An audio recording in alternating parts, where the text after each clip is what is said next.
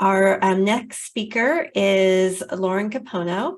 To introduce her, it is my pleasure to introduce you all to one of her mentors, Dr. Hanani Kane.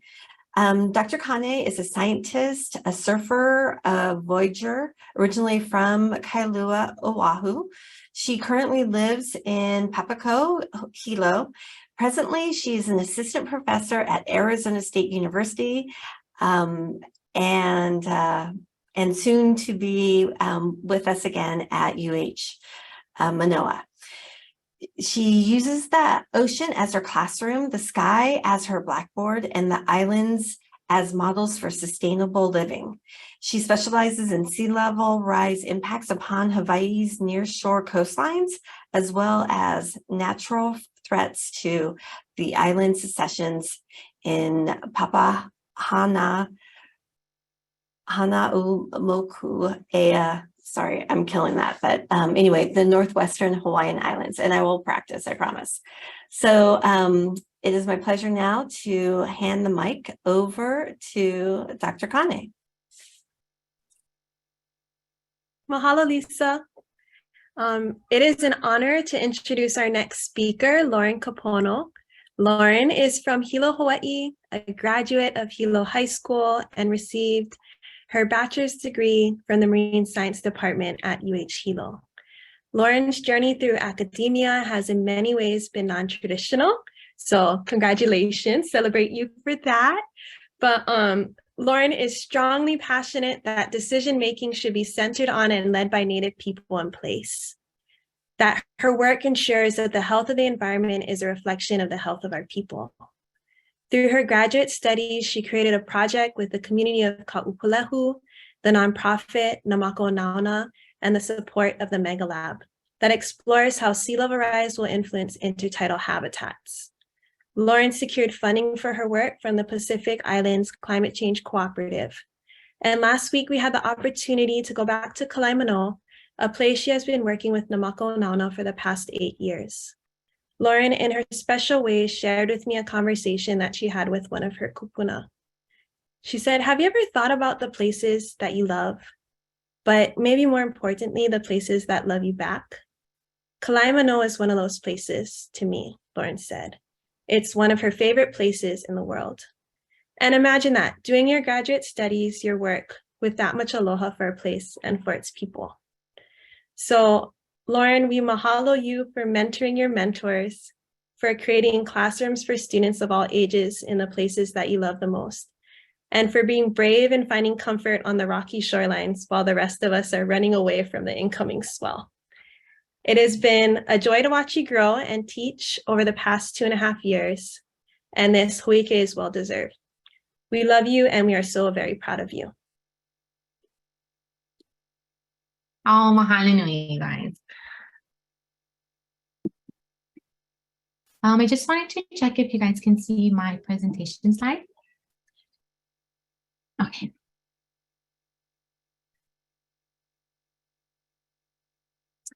Mai kapi'ina kala e ha'e a I ka mole o lehua aloha mai kākou. My name is Lauren Kapono, and today I will be sharing a collective project supported through PICAST, looking at sea level rise impacts on Opihi habitats at Kalaemanō, Hawaii. I've had the amazing opportunity to be a part of an internship experience with nonprofit organization Namaka Onana, led by Perika Andrade and her fearless Nakilo'aina crew, as well as Dr. Hanani Kane, assistant professor at Arizona State University, also with the Mega Lab, or her affiliation with the Mega Lab. Special mahalo to our program coordinator, Lisa Canali, who has gone up and beyond to make sure everything was smooth sailing.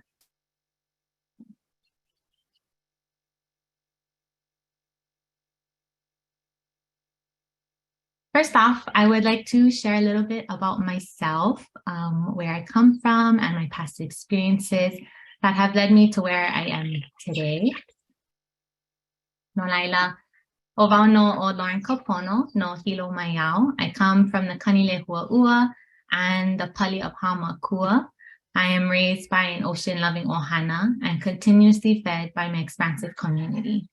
I most My most impactful life lessons were shaped by our adventures of keiki time and hold true to this day.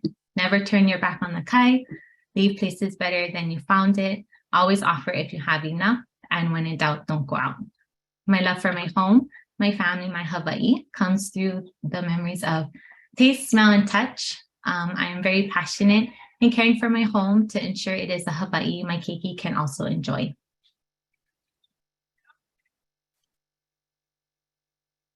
As I grew up and decided to go to college, I knew I wanted to pursue marine science because it had to do with the ocean. In doing so, I was faced with many challenges. I felt there was a disconnect between the classroom and the outside world, our Hawaiʻi.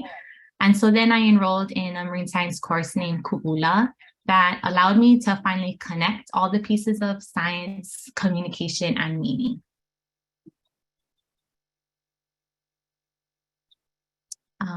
Personally, I believe Ku'ula gave purpose to how science and research should be conducted in Hawaiʻi.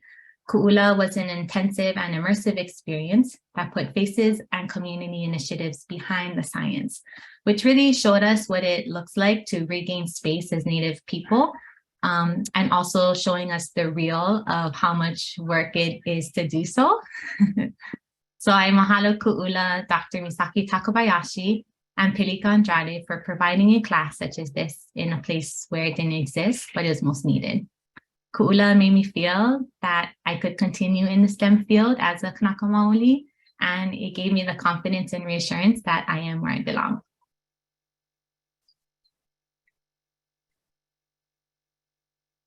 Without further ado, I would like to introduce my internship, looking at how Opihi habitat will be impacted by future sea level rise. Lamaka Onauna, founded by Pelika Andrade, has worked on a decade of Opihi monitoring at Kalaemanō shoreline, located in Kaupulehu. It is at Kalaemanō where Namaka has hosted many Na Kilo'aina events. Na Kilo'aina is an initiative whose ultimate goal is Aina Momona, abundant and thriving communities through developing and strengthening communities of conscious people of place. I've been fortunate to have been a part of Na Kilo'aina over the years and grateful to witness the true meaning of stewardship and feeding.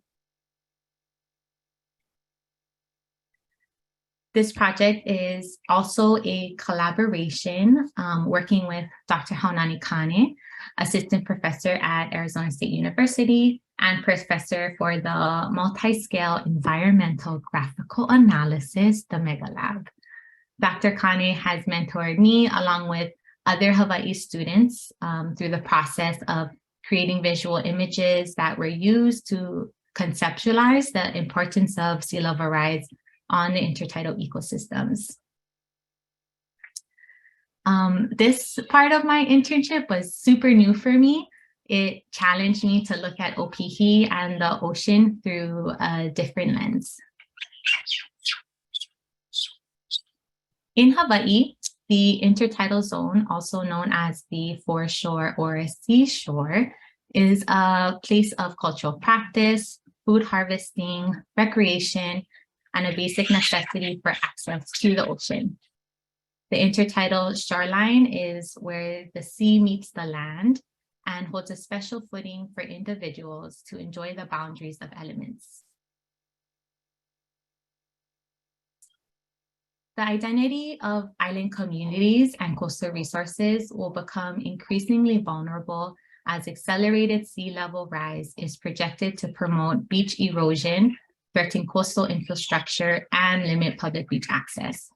As sea level rise impacts the intertidal zone, it also poses threats to cultural and recreational practices as well. Climate change is projected to cause a northward shift of hurricanes, altered variations of rainfall upon the Hawaiian Islands, as well as larger wave run-up under both normal conditions and extreme events. These conditions are in addition to the strong seasonal shifts Hawaiʻi naturally experiences throughout the year.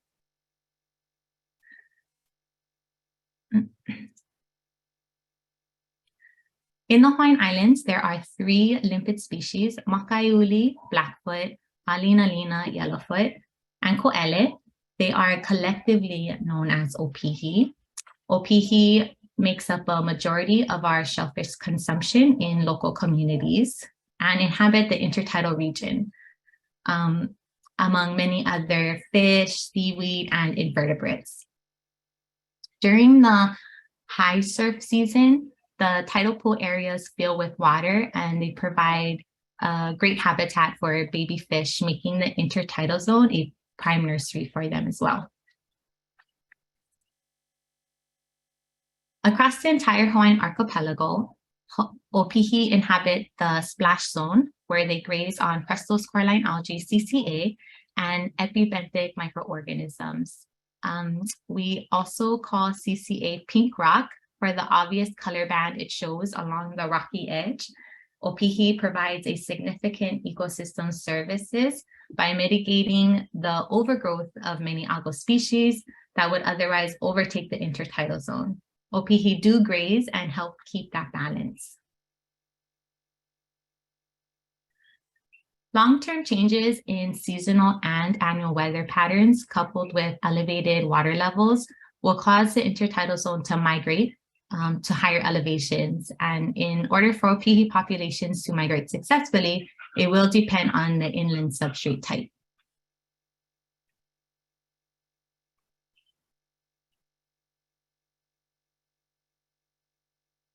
This project takes place on Mokukiawe, or Hawaiʻi Island, in the Moku district of Kona and the Ahupua'a of Ka'uplehu. The shoreline of this region is named Kalaemanō. Kalaemanō is predominantly pali and papa with tide pools, pohopakai, salt pans, and lots of wave exposure. This area is also called Kekaha Vaiole, which speaks to the dry, hot, no fresh water of this place. Kalaemanō is a 104-acre cultural reserve that was set aside to encourage active stewardship and maintenance of the area's resources so that they may be preserved for future generations.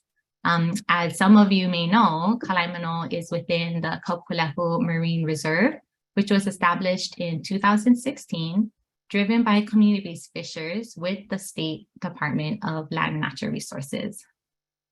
It spans from 3.6 miles from Kikaua Point to Kalaemanō, and it extends out from the shoreline to a depth of 120 feet.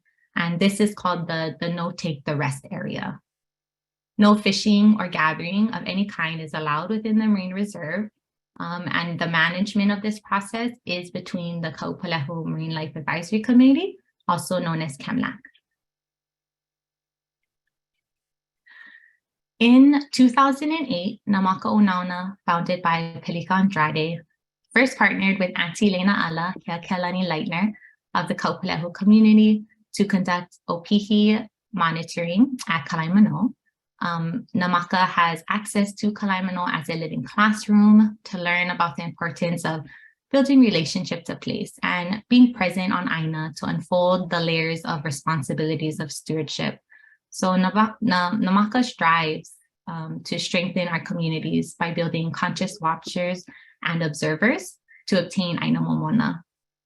Namaka also challenges us all to actively engage with place to understand what the true needs of a community are. Over the past decade of intertidal monitoring, Namaka's research team identified critical gaps in research to develop adaptive management strategies for Hawaii's unique wave-dominated rocky intertidal shoreline.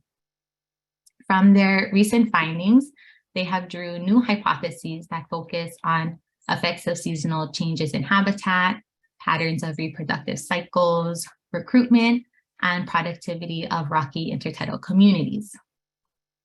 The modified research approach is called Productivity and Carrying Capacity PAC surveys to understand the potential production of a shoreline. PAC is a hybridization method of Dr. Chris Bird's chain surveys that are also practiced in Hawaii. PAC is being implemented throughout the main Hawaiian Islands, as well as Papahanaumokuakea Marine National Monument.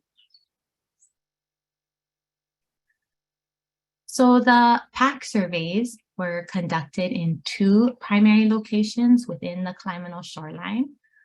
We were able to name these specific areas from the observations and relationships we've developed over the years. The southern survey location is named Aukai, which gives reference to swimming, because this is where we enter the water on calmer days. And the northern survey site was given the name Laipohaku, in likeness of a very large pohaku that rests on that point. Safety is number 1 when getting close to the water's edge, and establishing those boundaries for ourselves as we move forward is really important. So our team always felt more grounded when we would start off with oli, grounding with our intentions and just to aloha our place. Once our team felt safe, comfortable, and peaceful in our na'au, we would then carry out our research. PAC is not your typical Opihi count method. It includes much more detail of habitat types, complexity, and what's going on in that area. It's attempting to include all factors that contribute to Opihi production and what that carrying capacity of that specific area is. So it's going to be different from moku to moku, island to island. And it kind of goes back to the point of really understanding your place and place-based stewardship, because everybody kind of faces different factors and natural drivers in their areas. In this diagram is showing a coastal section, and the 2 major zones are the pink zone, obviously in the bright pink color, and the black zone, which is the black colored blob. We measure these zones 2 types of ways, the first being the type measurement, and the other being the rugosity measurement. These measurements are measured separately to ensure their growth and shrinkage can be documented. I'll explain a little bit more about these measurements in greater detail shortly. Although not in this diagram, it should be mentioned that we do count Opihi individually and size them within these zones. And these zones are extremely sensitive to natural drivers such as rain, waves, long hot days, etc., and will change in shape and size throughout the year. PAC can be implemented on different shoreline types, such as boulder, bench, and sloped rocky cliffs. Different shoreline types provide a different densities and size distributions of Opihi that affect the total Opihi biomass and their reproductive potential. Here we have in greater detail in where those boundaries are and how we identify the zones. The black zone is usually dominated by bare lava rock and measured from the start of the first Opihi. Then there's the mixed zone in the intermediate area where the black zone and the pink zone overlap. The limu zone is from the start of the first limu growth to the water's edge, which is usually at the bottom of the black zone and spans through the pink zone. The pink zone is where the waves crash. It's the wave zone that is generally covered by pink CCA, crescent-coralline algae, and is measured from that solid pink CCA line to the water's edge. In real time in the field, sometimes it's hard to distinguish those clear borders, but looking for the clear indicators of CCA and black rock does help separate the zones accordingly. Once the zones have been clearly identified, a 30-meter transect tape is used to collect the type measurement, which is shown on the left-hand side. The type measurements start from the highest observed Opihi in the black zone and continue to the water's edge. It is critical that the measuring tape is kept taut to follow the length of the shoreline to get the best measurements of the zone.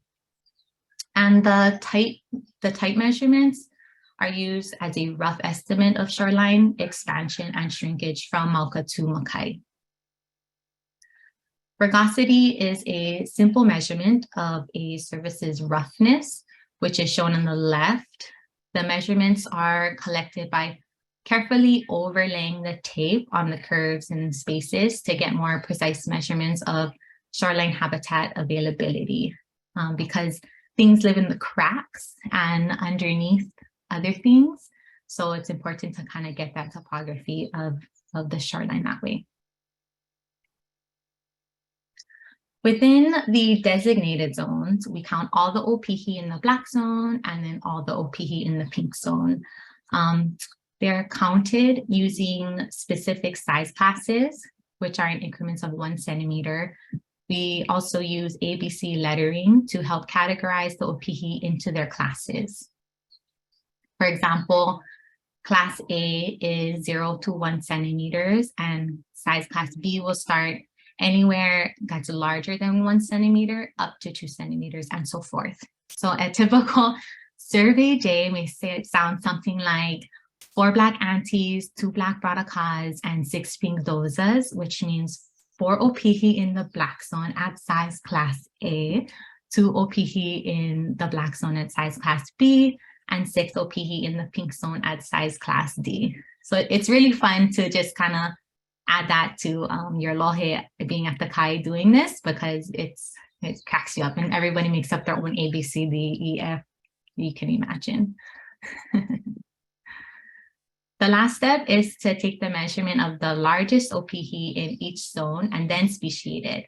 Because Opihi move throughout the shoreline, you may find these overlapping areas where they kind of come into their like typical categorized zone. So that's why it's important to make sure that we have to speciate it to see which Opihi is where and how big it is. Invested communities like those at Kaupulehu ensure that their resources are healthy, resilient, and able to sustain the collective into the future. They've been steadfast in their efforts to build relationships with each other and their place. Here on the bottom right, we have the beautiful Auntie Lei enjoying a view after another successful outreach day with Kealakahe Middle School. The end goal is to encourage the people of place to help guide appropriate behaviors and encourage the opportunity to return to Aina. The relationship between Namaka and Kaupulehu is carefully tended to, and because so, the projects, events, and the gatherings that we're allowed to have here is supported by the community. And throughout the years, we have learned that how we care for our communities and resources are one and the same.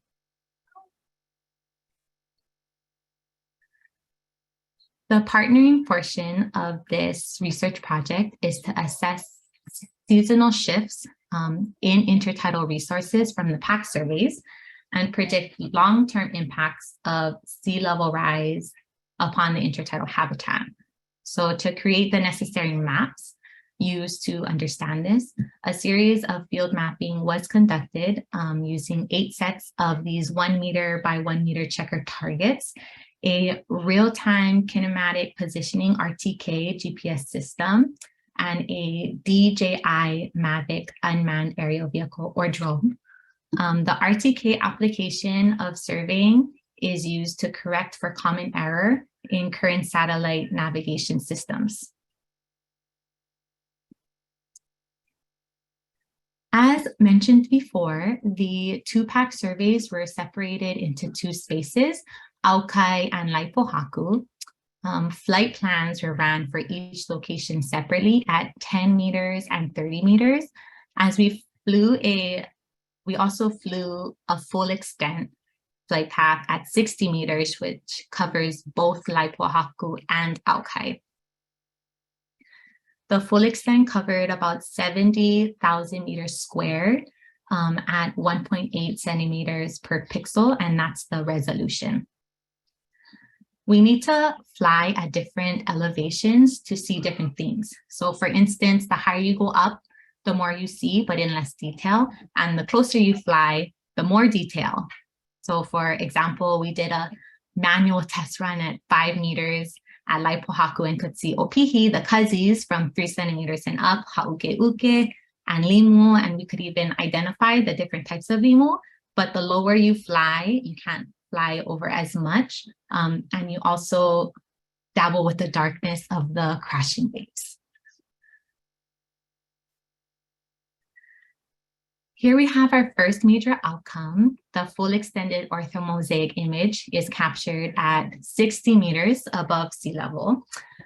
We're looking at the CCA range color-coded from May and July 2021 and January 2022.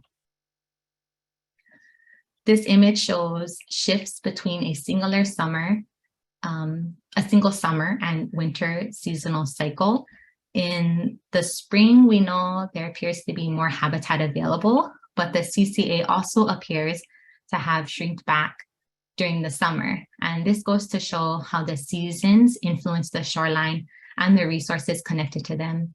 Summer is hot, so we have lower seas, exposed rocks, and lots of heat. This doesn't leave for much nutrients for food to grow, as opposed to the opposite trends of winter and spring with lots of rain, high ocean spray. There's just more opportunity for the growth of available habitat and resources.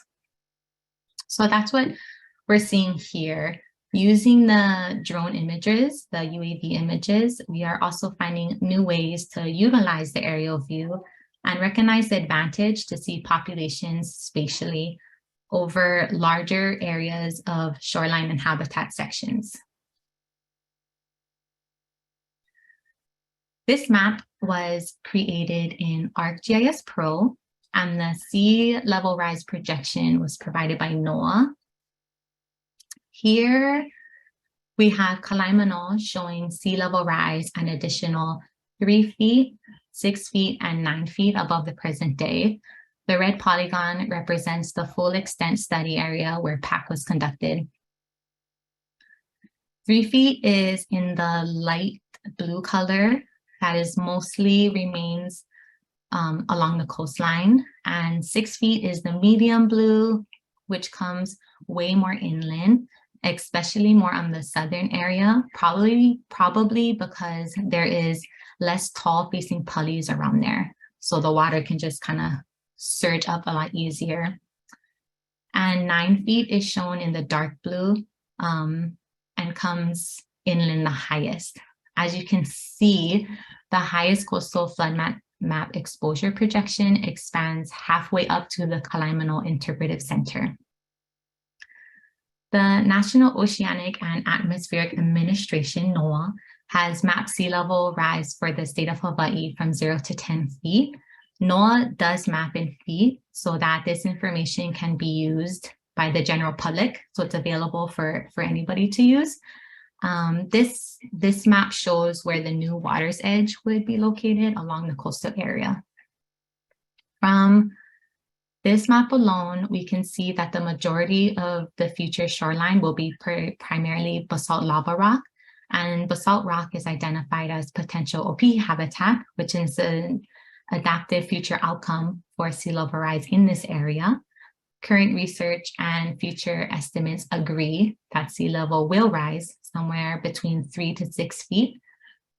That's about 1 to 2 meters. So by looking at this, we can assume that Opihi habitat will be able to migrate over time if there's no future obstruction due to coastal development. However, it is not clear if the future habitats will be viable or has the potential to boost production.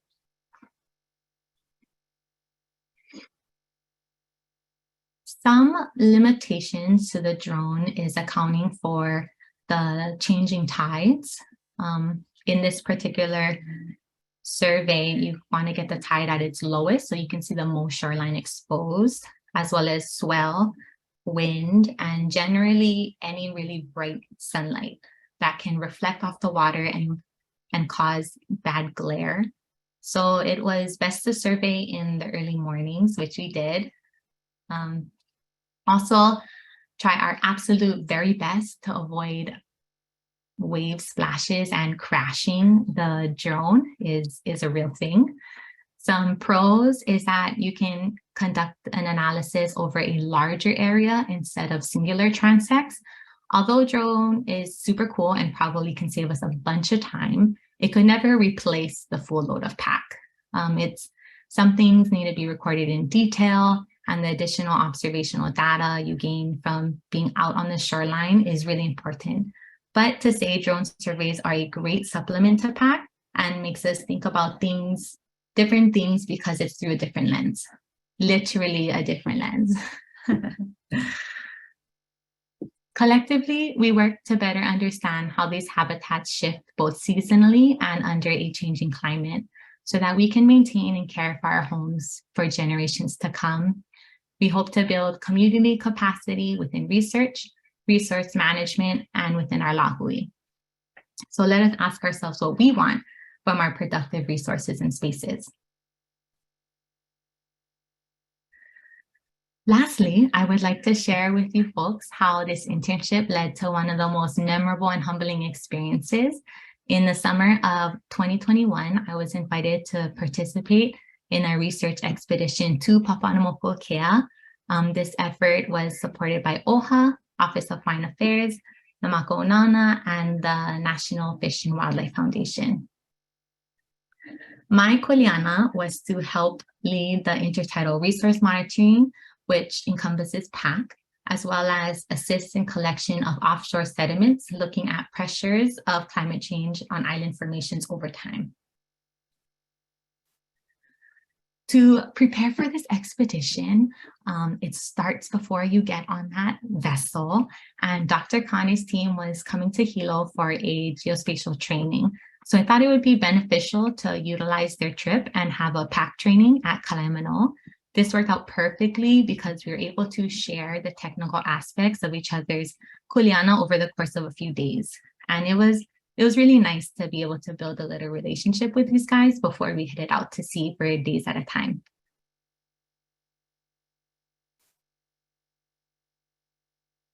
I do want to mention that this is how we do science. Like, this is how we should do it. It's coming together and building a relationship between ourselves. So our research and science is only strengthened. It only can get better.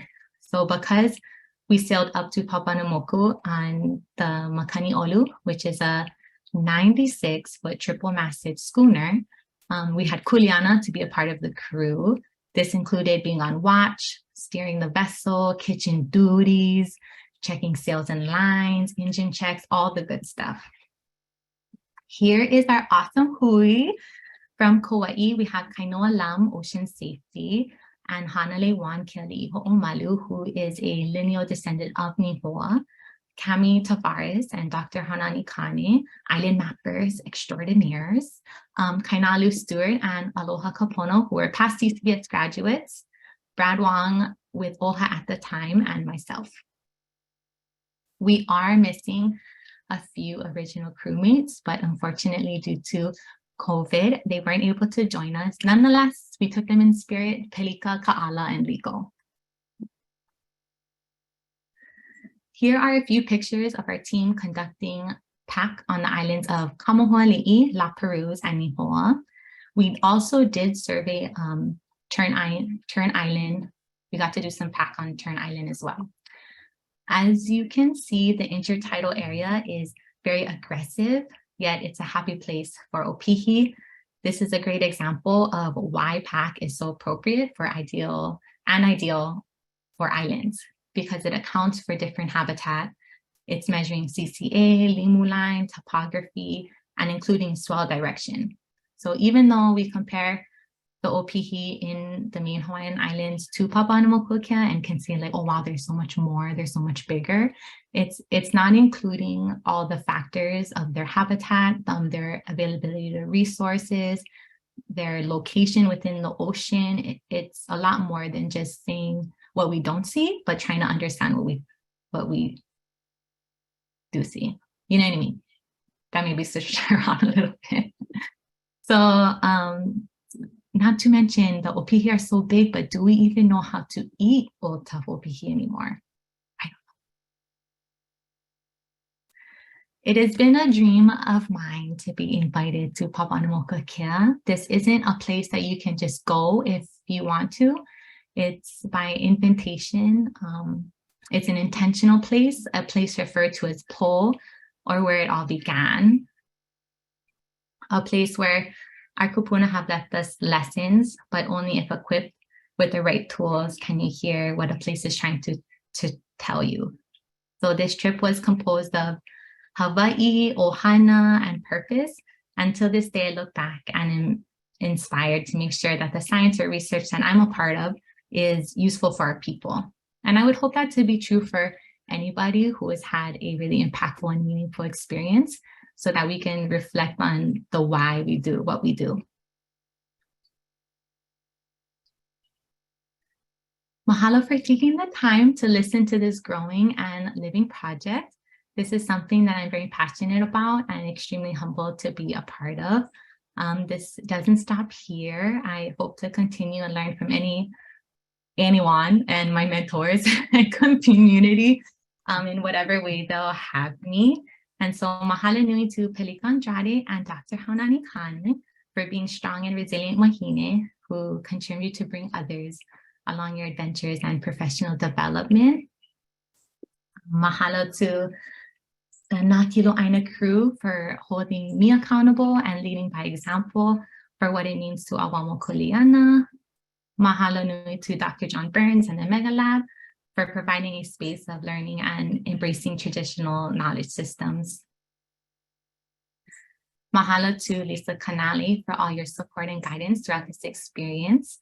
Mahalo to PICAST for project funding and support. And lastly, hele aloha keia iku ohana e, iku koko, iku uiwi, mahalo nui no ke kako. Aloha nui. And at this time, I'll take any questions. Aloha.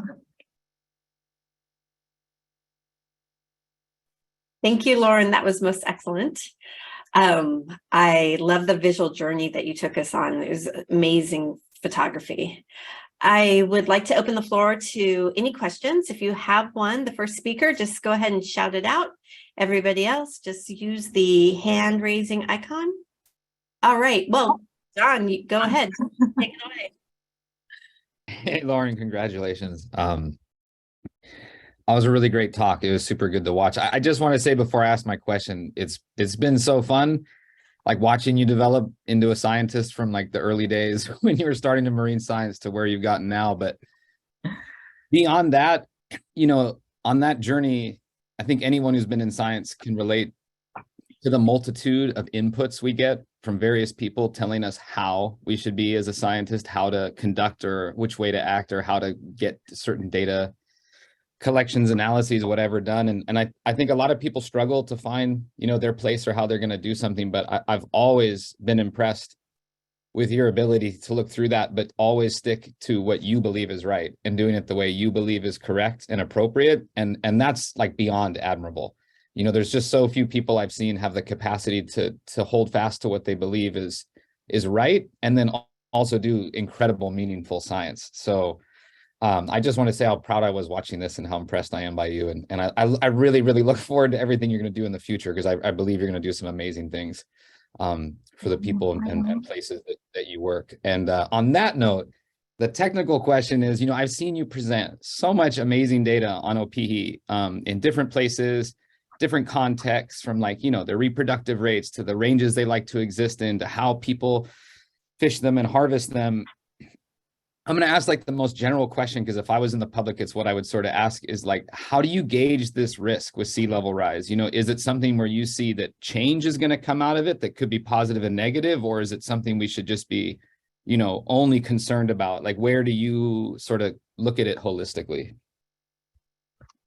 Yeah, mahalo, John. That's a really good question. And I think it would go back to first steps of understanding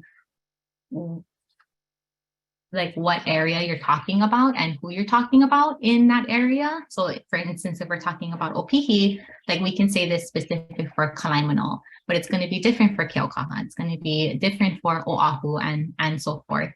And with sea level rise, like the water is going to move regardless. And so the intertidal habitat in specific will shift, but we don't know what that new water line is going to look like for the Opihi. We don't, like I mentioned before, we don't know if it's going to be viable or increase production. like the water is going to move, but we can't really foresee what's going to happen or if the Opihi are going to like it. We don't know about the other additional drivers, like maybe hurricanes are going to shift so bad that the larva or Opihi larva won't be able to make it back to that shoreline anymore.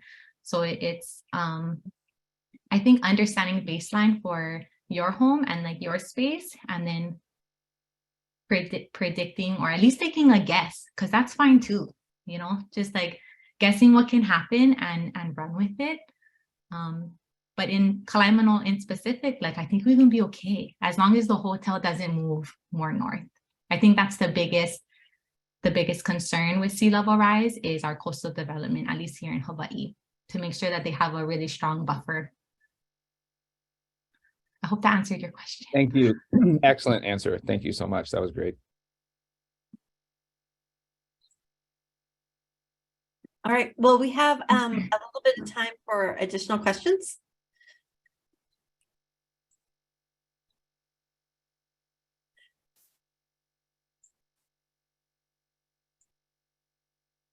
All right.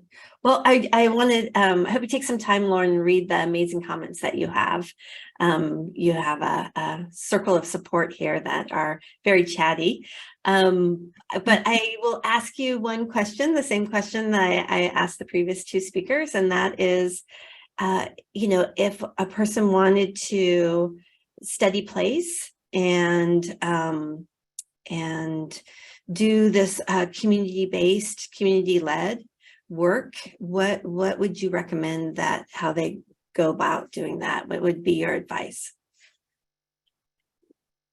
Mahalo, Lisa. That's a really good question. And I think one that we constantly ask ourselves, especially as scientists, and we want to kind of immerse ourselves into new topics, places, ideas. And I would personally, if you're asking me, I would just start by going there. Because the people who make up a place are typically there, and it doesn't have to just jump straight in with your organization or your job following, but just to kind of understand like what that place is doing and who inhabits it. Because sometimes it's, you know, the PTA worker who's off on the weekends and they go and they pick up rubbish, but they know what's going on in the ocean, and those are the people that should be included in the conversations. And then offer what you can do. Sometimes it's taking the rubbish that they picked up or offering a ride. And that's really where the relationship develops. And then once that guard gets done, then you have access to all the good stuff. But if you're not willing to put in the work, then I don't think they should have to give it up easy either.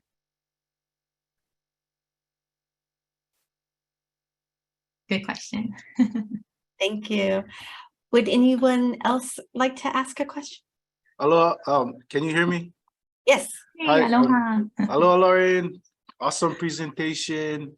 Oh, mahalo. Thanks. I'm glad I had the link. So I have just kind of one hypothetical question. I know our goal and stuff is, you know, to replenish our resources that's been not taken care of so much over the course of time.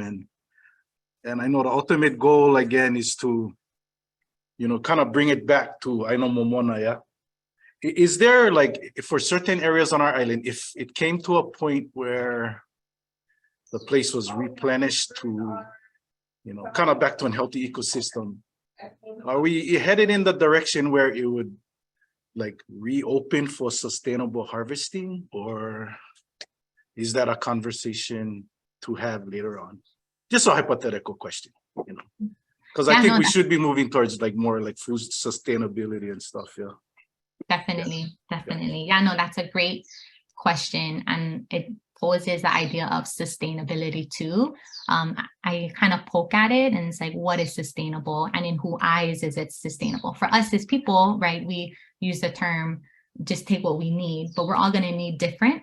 Some of us need 10, some of us need 10,000. So for the sustainability of us as island people, I feel it as generational, making sure that we have enough for our future generations so that they can share in the ono, share in the stories of these things that we have relationships to. There are steps in the legal process that they feel is best that contributes to that sustainability, being MPAs and closures. And I don't fault them for it. I mean, if you close a resource, it's going to grow. Like fish reproduce fairly quickly, Opihi as well. But to make that garden and then just open it up, now everybody can take what they want. I think that's where the conversations need to be had. Like what I said last is like, what do we want? Like, what do we want to be able to do with what we have? And it's a deeper, longer winded answer. But I hope you get where I'm trying to get at is it's going to be different for everybody, but as long as we can get ourselves, our Hawaiʻi together, and then make the process together with whoever's making the decisions now, I think we might get